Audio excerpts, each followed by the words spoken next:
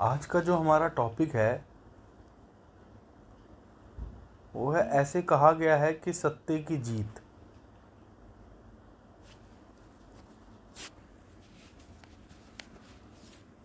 जीवन में सत्य की क्या इम्पोर्टेंस है।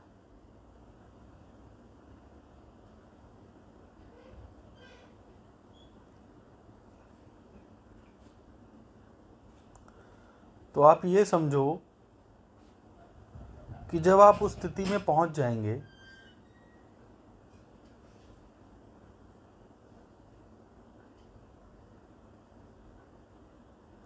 जब आप अपने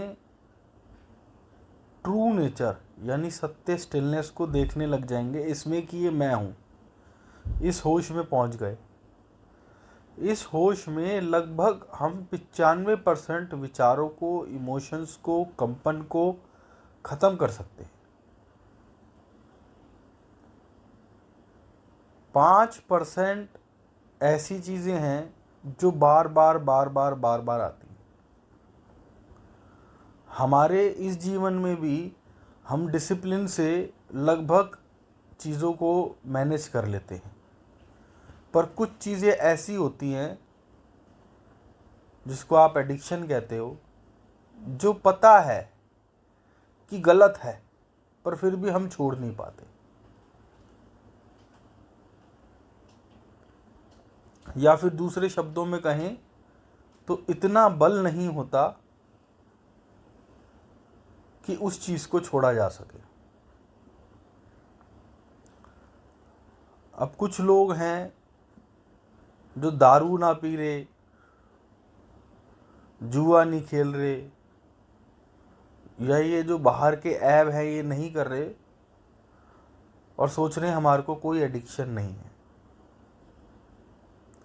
मोह एडिक्शन है। लत चाहे मोह की हो, वो गलत है। पैसे की भूख एडिक्शन है।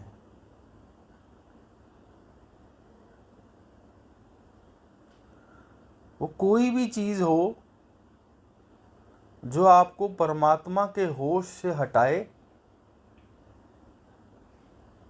और तुम उसको देखो और वो विचार फिर आए और अपने साथ बहा के ले जाएं। अगर किसी के अच्छे करने की आस में तुमने परमात्मा का होश छोड़ा तो वो एडिक्शन है। आप कहोगे कि मैं तो किसी का अच्छा कर रही हूँ, फिर ये एडिक्शन कैसे हो गई? क्योंकि आपके अंदर ये आ गया कि मैं कर रही हूँ, मैं कर रही हूँ, इस कर्ता भाव नहीं तो परमात्मा को हटाया। अगर तुम्हारे होश में ये रहता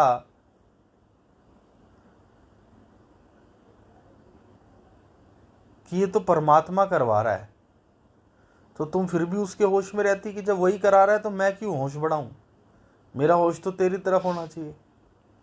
अब जैसे मैं ये ऑडियो को सुना रहा हूँ, अगर इस ऑडियो में मेरा ध्यान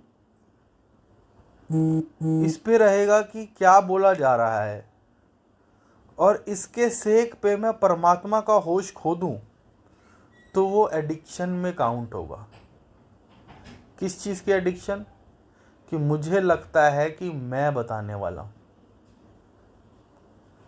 आप समझे? अब ये दो प्रकार की होती है।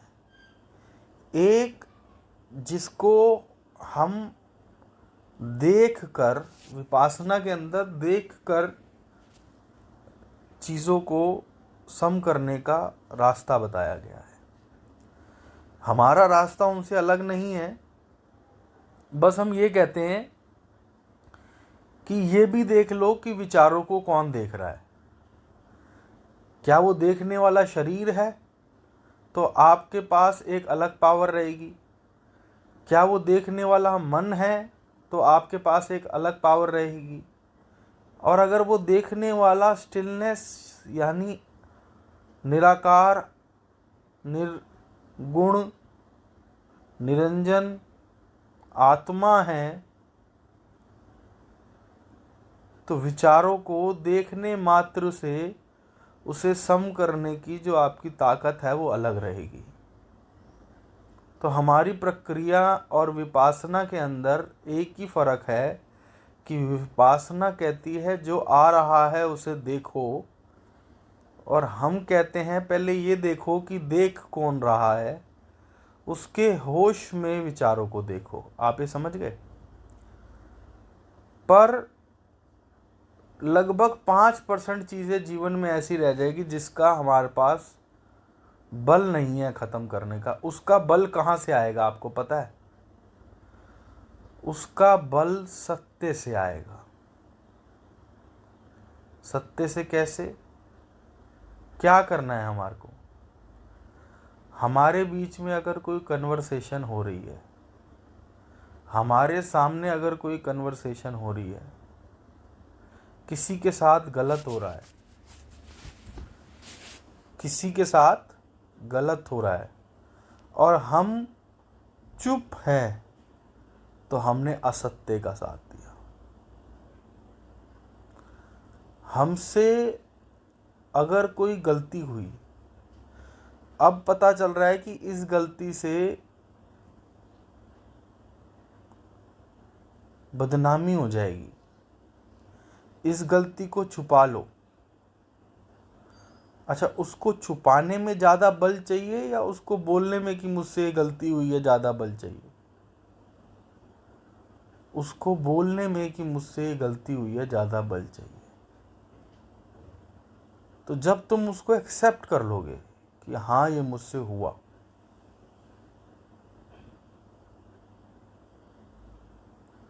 कि हाँ ये मुझसे हुआ, तो आपके अंदर एक बल आएगा, और आपको वही बल है जो पूरी तरीके से अपनी स्थिति में स्थित करेगा। हम में से कुछ लोग हैं, जैसे मैं बताऊं,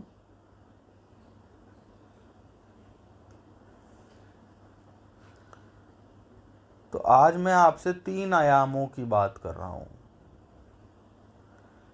एक आयाम है जब अपने आप को आप शरीर मानते हो। उस आयाम में माया के पूजन से कार्य होते हैं। आदमी माया की शक्तियों को पूजता है। ब्रह्मा विष्णु महेश सारे देवी देवता उस एक परमात्मा की माया की मैनिफेस्टेशंस हैं। आप समझ रहे हो? ब्रह्मा की भी एज है, विष्णु की भी एज है और महेश की भी एज है,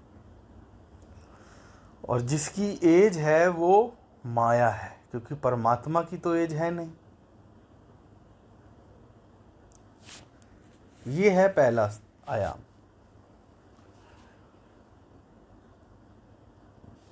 दूसरा आयाम है जब आप आंख बंद करते हो, तो आंख बंद करने के बाद ये जो ब्लैकनेस दिख रही है, ये बीच का आयाम है। यानी माया कि मैं ये शरीर हूँ और परमात्मा के बीच का आयाम है ये। इसी वजह से आप देखो,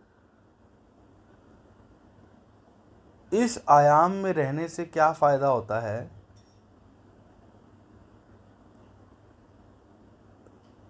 दो प्रकार की समाधि बताई गई हैं।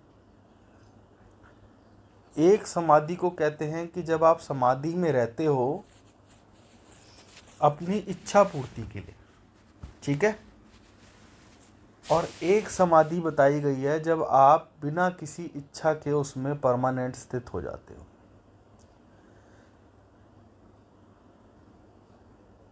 आंख बंद करके एक बहुत बड़ी कोठी देखी, दिख रही है? अब ये फील कीजिए ये मेरी है। फीलिंग आ रही है? ये फायदा है इस आयाम का कि नो टाइम के अंदर चीज़ें पूरी होती हैं। आप समझ रहे हो? मैं आपको बस ये आयाम समझा रहा हूं कि जो समय लगता है वो माया में लगता है,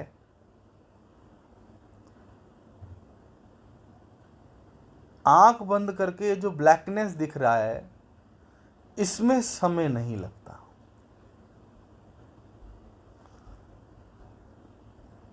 पर कैसे या कौन, जिसने, जैसे आपने कोठी देखी,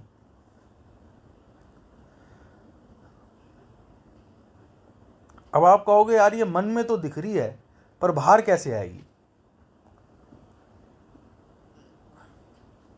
आपने अपनी आइडियल इनकम सोची, कहे यार ये मन में तो दिख रही है पर बाहर कैसे आएगी? वो भी बताना है। वो बाहर उनके पास आती है जिसने तीसरे आयाम पर अपना नियंत्रण पैदा कर लिया हो।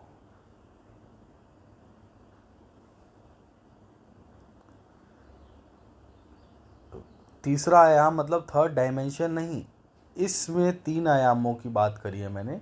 पहला आयाम माया का, शरीर का, दूसरा आयाम मन और शक्ति का, तीसरा आयाम आपके परम तत्व का। तो जैसे अब मैं परम तत्व में स्थित हूं इस वक्त,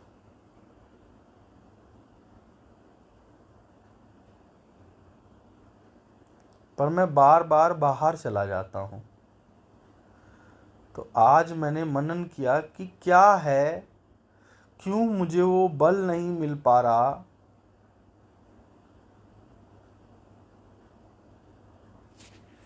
कि मैं इसमें टिक जाऊं।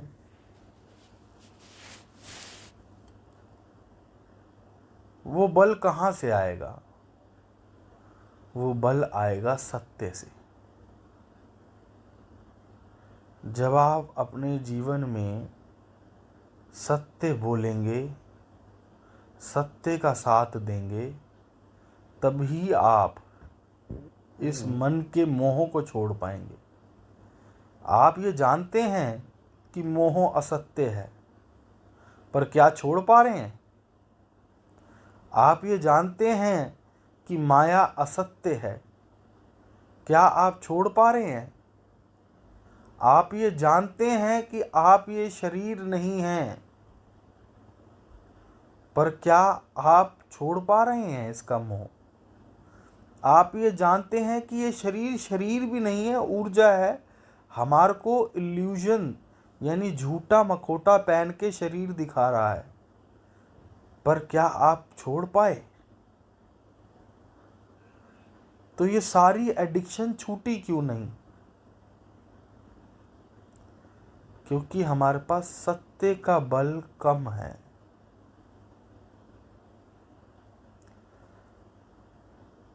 जब आप स्टिलनेस हो जाएंगे, हो तो आप हैं तो सही, जब आप स्टिलनेस के होश में आ जाएंगे तो आप देखेंगे कि इस माया के अंदर जितने भी शरीर हैं वो आपके ही हैं। यानी ये जो सामने प्रीति बैठी है ये भी मैं हूँ, और सामने कोई दूसरी लड़की जैसे गीता बैठी है ये भी मैं हूँ। अब प्रीति गीता के साथ गलत कर रही है और मैं किसी मोह के वश चुप हूँ। स्टिलनेस की होश के अंदर मैं देख पाऊंगा कि क्योंकि प्रीति भी मैं ही हूँ और गीता भी मैं ही हूँ, तो यानी मैं ही मैं के साथ गलत कर रहा हूँ और मैं मोह की वजह से चुप हूँ।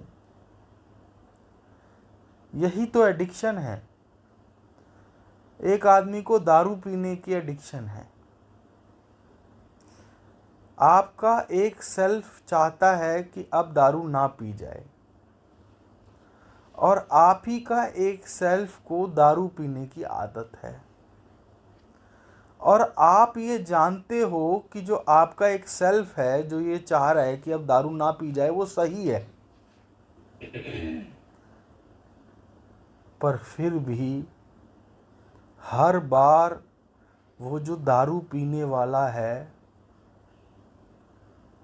वो जो ये चाहता है कि दारू ना पी जाए, जिसके पास सारे तर्क हैं, जिसके पास सारे रीजंस हैं, दारू पीने वाला कह रहा है कि मैं गलत हूं पर फिर भी मेरी चलेगी।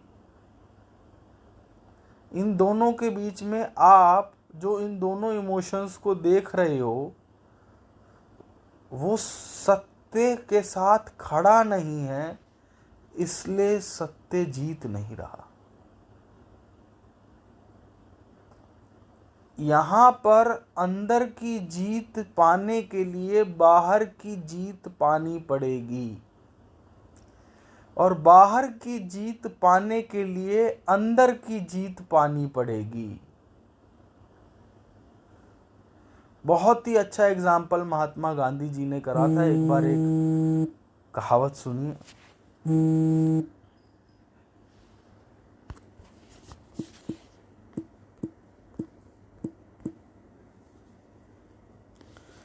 एक बार एक कहावत सुनी थी, एक कहानी सुनी थी मैंने कि एक बच्चा पढ़ाई नहीं कर रहा था। किसी ने कहा बच्चा पढ़ाई नहीं कर रहा था, किसी ने कहा कि बच्चा मीठा खा रहा था। चलो कोई भी एग्जाम्पल ले लो, तर्क एक ही है कि बच्चा मीठा खा रहा था। तो माता जी ने महात्मा गांधी से बोला कि जी बच्चा मीठा खाता है। तो महात्मा गांधी ने मीठा ज़्यादा खाता है, तो महात्मा गांधी जी ने उसको बोला 4 दिन बाद आना। वो 4 दिन बाद आई। महात्मा गांधी ने बोला कि 8 दिन बाद आना। वो 8 दिन बाद आई। महात्मा गांधी ने कहा 8 दिन बाद आना। वो फिर 8 दिन बाद आई। तो महात्मा गांधी ने उसको बोला कि बेटा मीठा नहीं खाना चाहिए।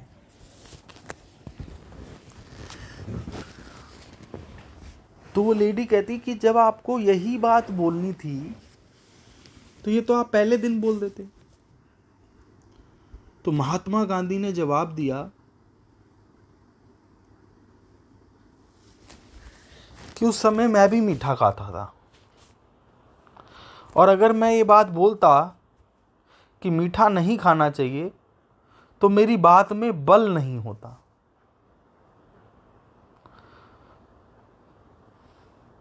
आज मैं मीठा छोड़ चुका हूं तो मेरे पास वो बल है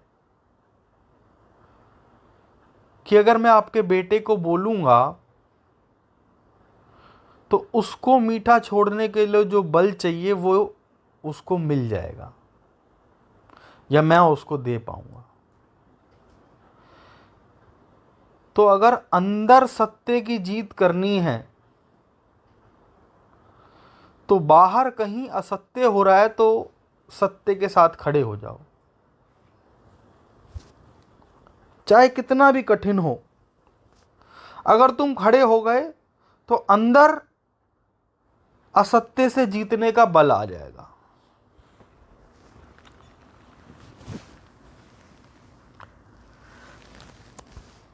और अगर बाहर जीत पानी है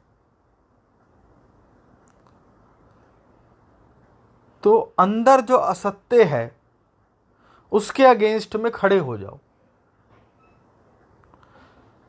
जिसको संकल्प शक्ति बोलते हैं। कि बस मैं इस सत्य के साथ खड़ा हूं। बाहर सत्य पाने का बल आ जाएगा, और ये दोनों बल एक दूसरे के लिए जरूरी है। अंदर कोई असत्य देखा, सत्य के साथ खड़े हो गए, उसमें बल आ गया, वो बल टेम्परेरी है। फिर बाहर कुछ असत्य देखा, उसके साथ खड़े हो गए, तो जैसे ही आप खड़े हुए वो जो टेम्परेरी बल था वो थोड़ा और बढ़ गया। फिर बाहर के साथ खड़े हुए तो अंदर के लिए बल आ गया, अंदर के साथ खड़े हुए तो बाहर के लिए बल आ गया। ये दाहिना पैर बाइना पैर, दाहिना पैर बाइने पैर की तरह करते करते करते आपको सत्य में स्थित कर देगा। अगर आप भी मेरी तरह सत्य जान चुके हैं, सत्य में ठहरा नहीं जाता, तो इसको करिए। अगर आपने सत्य नहीं जाना तो बाहर के सत्य के साथ खड़े होने लग जाइए और अंदर के जो सत्य हैं उसके साथ खड़े होने लग जाइए। परमात्मा खुद आपके लिए गुरु की अवस्था कर देगा। और अगर आप 41 दिन 21 दिन आप इसको कंटिन्यू कर लेते हैं तो मुझे मैसेज कर दीजिएगा कि 21 दिन हो गए हैं।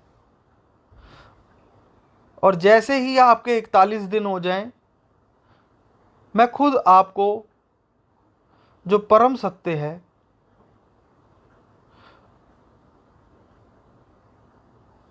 उसका इशारा करूंगा। अब मैं ये शब्द नहीं यूज कर सकता कि मैं दिखाऊंगा, क्योंकि अब मेरा कार्य नहीं रहा। जितना भी कार्य था वो आपने कर लिया। बस अब एक इशारे की जरूरत होगी और वो मैं कर दूंगा। अब जो सत्य देख चुके हैं वो और जिन्होंने नहीं देखा वो दोनों स्माइल करें। अब इसके अंदर स्माइल का क्या लॉजिक है कि जैसे ही आप स्माइल करते हैं ये जो मन है ये प्रकाशित हो जाता है, ये स्टिल लाइट हो जाती है, ये प्रेम से भर जाता है। ये जो माया और सत्य के बीच में मन और शक्ति है, मैंने मन और शक्ति बोला क्योंकि जब आप प्रसन्न होंगे तब आप शक्तिवान हो जाएंगे, वरना ये मन रहेगा। तो आपके स्माइल से ये जो 20 की कड़ी है ये प्रकाशित होकर शक्तिवान हो जाती है। और सिर्फ इस स्माइल से ही माया के स्तर पे स्माइल यानी शक्ति और सत्य, यही परम गति है, यही ही सत्य चित्त आनंद है। ये जो स्माइल से प्रकाश आ रहा है ये प्रकाशमान स्थिति आनंद की है। और ये जो आप अंदर और बाहर सत्य के साथ खड़े हो रहे हो, दोनों के साथ खड़ा होना पड़ेगा। आपको अंदर के भी असत्य दिखेंगे और बाहर के भी असत्य दिखेंगे।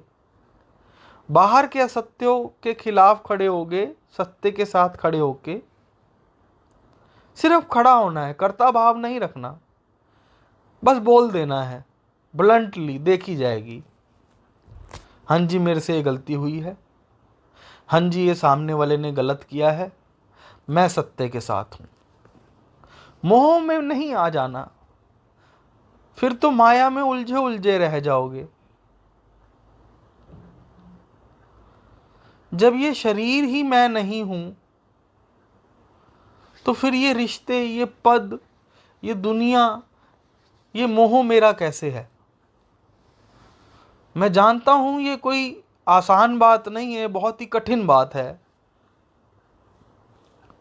सत्य के साथ खड़ा होना। तो परमात्मा तत्व पाना कहां से आसान हो गया। पर जब आप उसके अंदर सत्य का बल ले आओगे तो उसमें टिकने का भी बल ले आओगे। इसीलिए इसको सत्य का नाम दिया गया है कि सत्य चित्त आनंद।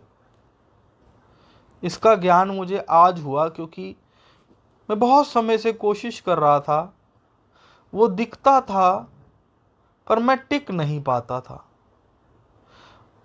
आज उसकी मेहर हुई और उन्होंने ये राज बताया।